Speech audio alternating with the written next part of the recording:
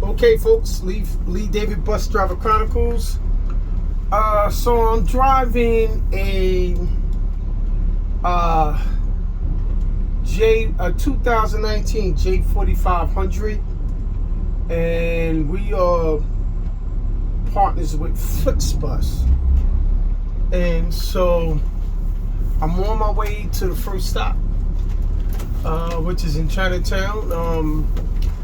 I have to be there anytime before 10 a.m. and of course I have to be there in enough time to load the bus, and it's only one passenger so far, but then I have another stop, which is 4 more passengers, and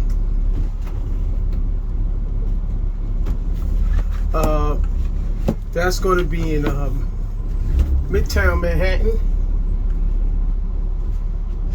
And it seems like it's never enough time for that stop, because with any bus company, people come late. And so they have a system here where you have to leave at the exact scheduled time that you're supposed to be out of there. And so it's not that they don't the passengers don't understand it. The ones that are late don't understand it. They don't give a damn. They figure if they're there, why not just let them on, which makes sense. So you have to close the station manual. Sometimes it does it on its own, right? And close the station is the scanner that you're scanning them in with. It has to be closed out where you can't scan any more passengers. And when you do that, whatever seats aren't scanned in, they become open for resale online. And so they don't want to hear that. So if you let them on and they're not scanned in, that ticket gets sold, and when you get to the next stop, there's a problem because somebody paid for it. It wouldn't be a problem if someone was getting off there, but if there's no more seats on the bus, that becomes an issue. Also, the problem with that is that they have a GPS system on a scanner that when you try, even if you close out the system, when you try and stay and load passengers, the GPS tell really what time you left. And so we get a bonus system where if you leave your station every day, the main station every day, on time, you get an $800 bonus. And if you leave every station on time, you get a $10,000 bonus. And these bonuses comes at the end of the month. And like over time, when you get used to these bonuses, you be like, oh, listen, I'm not jeopardizing, extra money that I could use to pay bills. And so if you get a $1,000 bonus a month, that's an extra $250 on your pay every week. And even though you get it in one lump sum, that's not bad. You could do a lot with $1,000. You could pay some bills. And so that is the problem that it is. And then it's what kind of people, and I'm that part of that race that always come late, and then when you can't take them, they have an extreme, they want a fist fight and everything. And like, so you can't, I don't think that you could show up at an airport the exact time the plane boards, the exact time the plane is supposed to take off and get on the plane. I don't think that you could do it on a train or on a boat or anything. And they do it here because, you know, the obvious reasons, there's no authority around, a presence around. So they do that. They act a fool. And then it's crazy because they try and force their way on the bus. They block the bus. They won't let the bus leave. And then you got to call the authorities to get them off the bus. And so, you know, it's just that, you know, that group of people is always into something they're not supposed to be doing. You know, and so it's an issue and it's a problem. And I'm one of them drivers that's not having it. That's just me. I'm getting you off, I'm getting you out, you getting out of here. If you let them force their way on the bus, you're gonna deal with all kind of problems with them.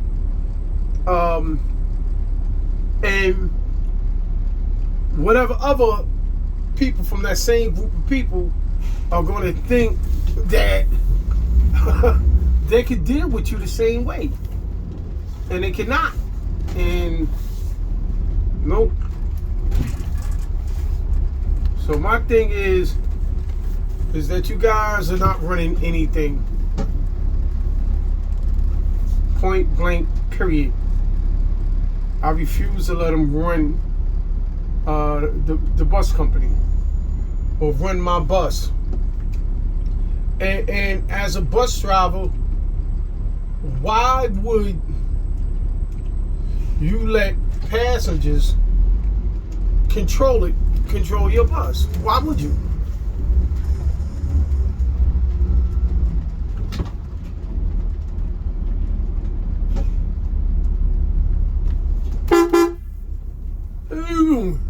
What you doing?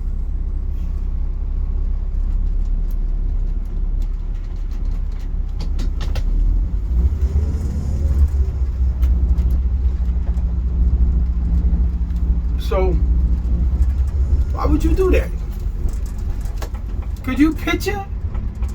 You letting them? You'll be still letting them off at their house.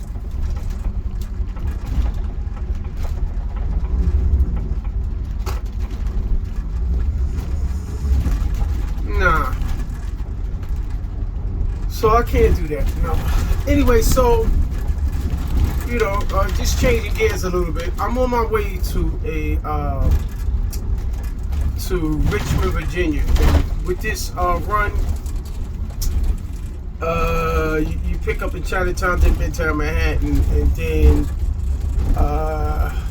you let off in Bethesda, Maryland, which would be the first stop, and then the next stop is Richmond, Virginia.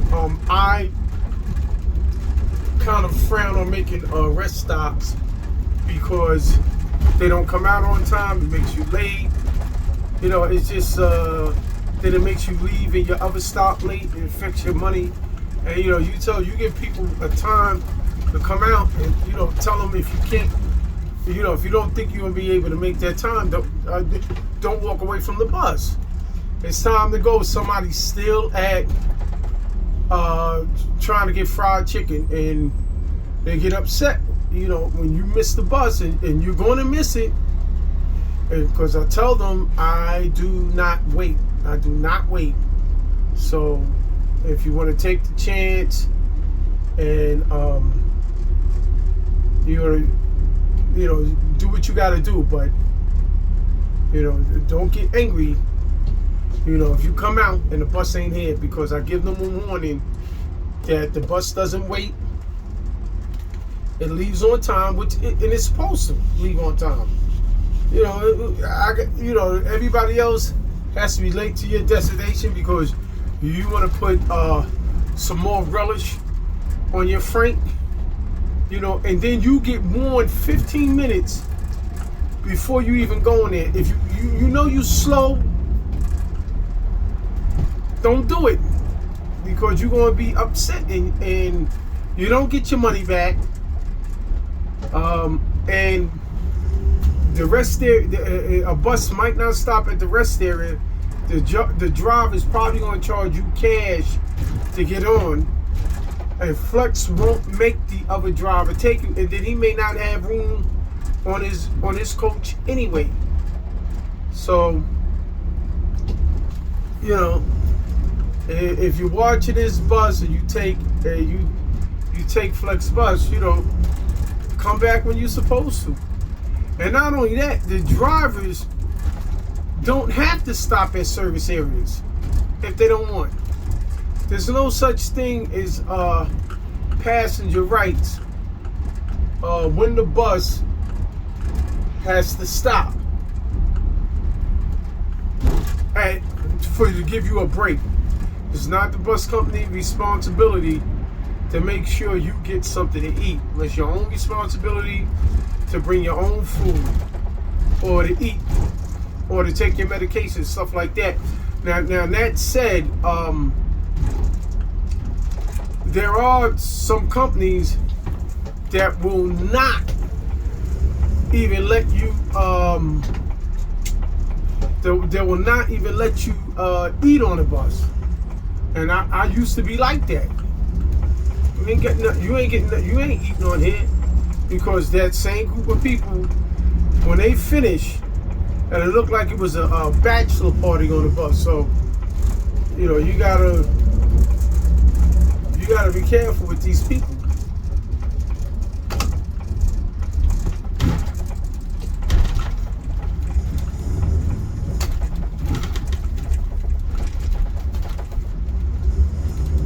So that's my little tangent. But okay, so we are on the BQE. We're in Brooklyn, New York.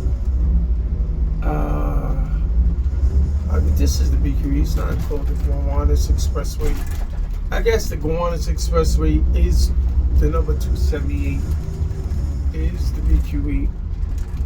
So I guess this is old factory buildings that we're looking at that was converted into apartments.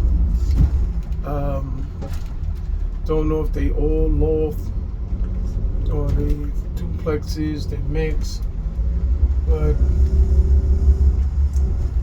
it's beautiful here in the summertime because it's right on the waterfront. On the other side of the buildings is the waterfront park, and it's called Brooklyn Bridge Parks, and it extends from the beginning of the first building we seen. It goes all the way up under and past the Brooklyn Bridge to the Manhattan Bridge, and it's nice in the summertime. Me myself, I like to play music, and the city park rangers, wannabe cops, they won't let you. So, and you can tell they just want to, they want their presence known, because after they tell you that you can't play the music, they want to tell you why. You don't have to. It's not necessary. You turn the music off, go ahead, get out of here now. And they just want to, get out of here. You said it already, right? All right, beat it.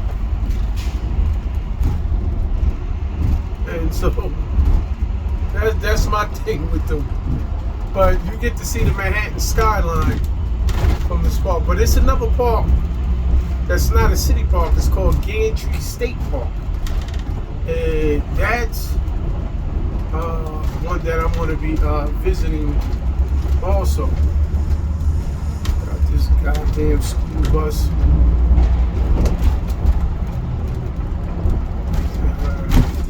So we just went up under,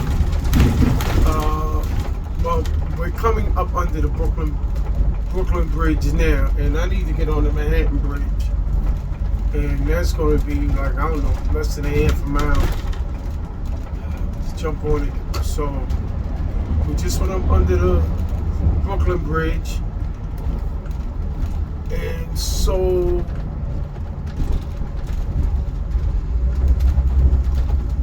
let me see. Okay, so we getting ready to go under the Manhattan Bridge. Now the park is ended, like right here. That park would end. So it's a long park, narrow but long. But you know, the room on it is sufficient and suffice. And if you've seen that waterfront before it became a park, it was horrible. You know, but then a lot of the riffraff, the undesirables, you know, I found out about that park, and they're starting to go over there, and it's becoming terrible. If y'all know who the riffraff is, everything they touch, you know, it seems like it's a bad deal. All right, so now I'm headed up to the Brooklyn Bridge. But that let me get back to the Gantry State Park. That's actually Long Island City, and this is another view of the city. It's the east side view of the city, and it is spectacular as well.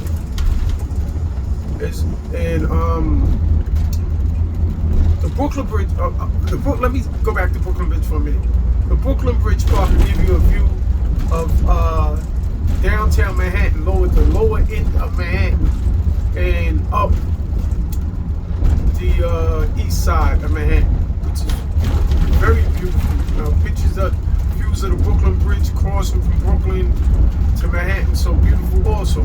But if you go to Gantry State Park, you know, the police, state police or whoever, the park police, they don't really mess with you. So you can go over there, and I've seen it at other state parks where, you know, people who were, they had some brewskis and was chilling. Nobody said nothing about nothing. Okay, so we're coming into Manhattan now. I'm coming into it lets off the Manhattan Bridge. It lets off into Chinatown, and so it's 3 Chinatowns. There's one in Brooklyn, one in Manhattan, this is the oldest one, and one in Queens. One in Queens is around the Flushing area, and that is the largest Chinatown. Then it would be this one here in Manhattan, which is the oldest, and then in Brooklyn, which is in like the Sunset Park section.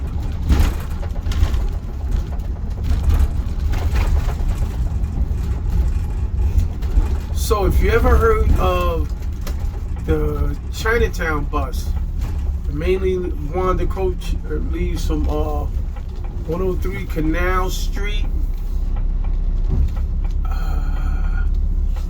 So we're coming to that. Now you're gonna see a Raggedy Von Hool bus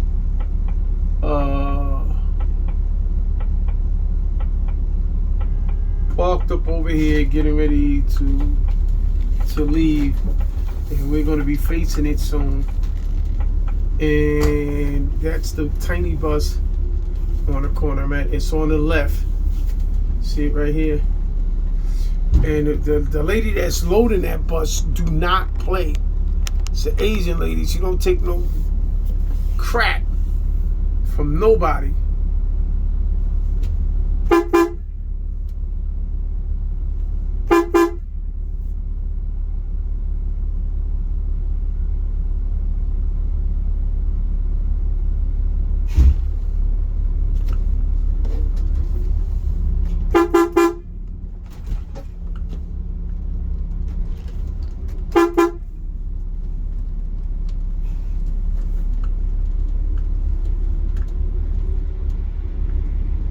So this is number one of the bus, and they might be getting off or getting on. But I don't like dealing with that clientele. You always gotta put people off of the bus.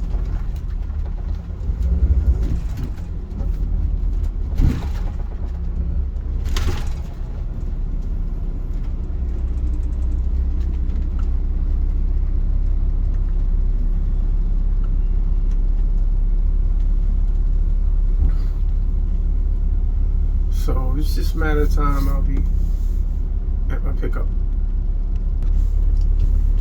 And I'll be approaching my pickup in a little bit.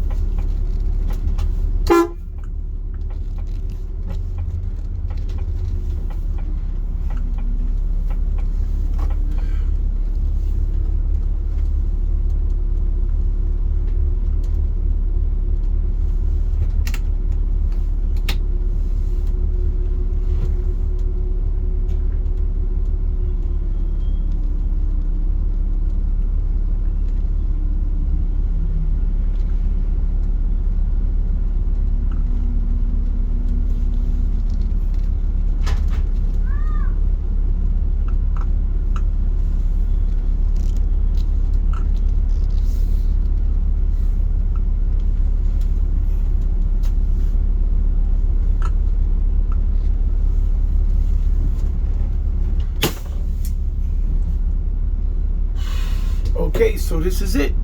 Stand by. So I'll pick back up with you guys on way to the next stop. Won't do too much talking on that one, but unless there's something worth mentioning. But all right, guys.